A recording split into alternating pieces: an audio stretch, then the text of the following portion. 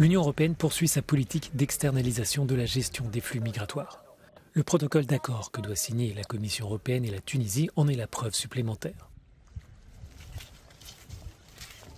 Ce texte comprend une aide financière de 105 millions d'euros pour la surveillance des frontières, les opérations de recherche et de secours, mais aussi pour lutter contre les passeurs et faciliter les retours vers le pays d'origine ou de transit.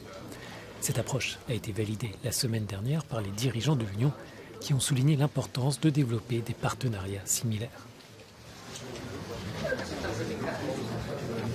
En plus des 6 milliards d'euros prévus depuis 2016 pour la Turquie, l'Union européenne s'est engagée sur un paquet de 60 millions d'euros pour les Balkans occidentaux, de 120 millions d'euros pour l'Égypte et de 152 millions d'euros pour le Maroc. Les pays à proximité ne sont pas les seuls à bénéficier d'une aide financière. Le Nigeria a obtenu par exemple un peu plus de 28 millions d'euros pour soutenir les efforts du gouvernement. Le Bangladesh a reçu 55 millions d'euros et le Pakistan 59 millions d'euros pour différents programmes comme le retour des demandeurs d'asile. Toutefois, il est difficile d'avoir une photo précise de l'argent dépensé par l'Union européenne, explique Sergio Carrera. Le chercheur du CEPS critique aussi le manque de transparence sur ces dépenses. There is a largely fragmented and hyper-complex landscape of funds that the EU puts in practice to finance migration management-related priorities. You have the AMIF, which is a Home Affairs fund. You also have neighborhoods and development funds. The picture is one that is fundamentally impossible for anyone in his mind to understand really what the EU is funding where, and most concerning the impacts that those funds have on human rights, rule of law and democracy.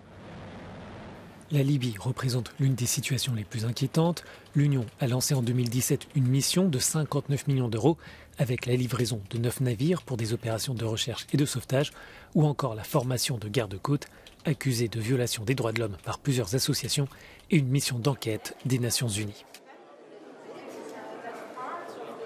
The UN fact-finding mission report of May was very, very clear. It said the Libyan Coast Guard and other state-led entities funded by the EU are deeply involved in crimes against humanity.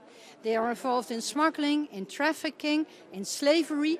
They keep the people detained. They torture them to push family members to pay to them. So they use it to blackmail family members and they profit hugely from smuggling them.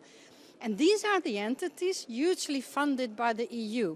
So the UN concluded that the EU, with its funding, contributes to crimes against humanity.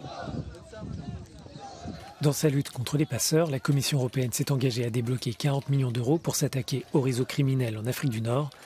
Mais l'Union devra suivre avec attention les bénéficiaires de ces fonds.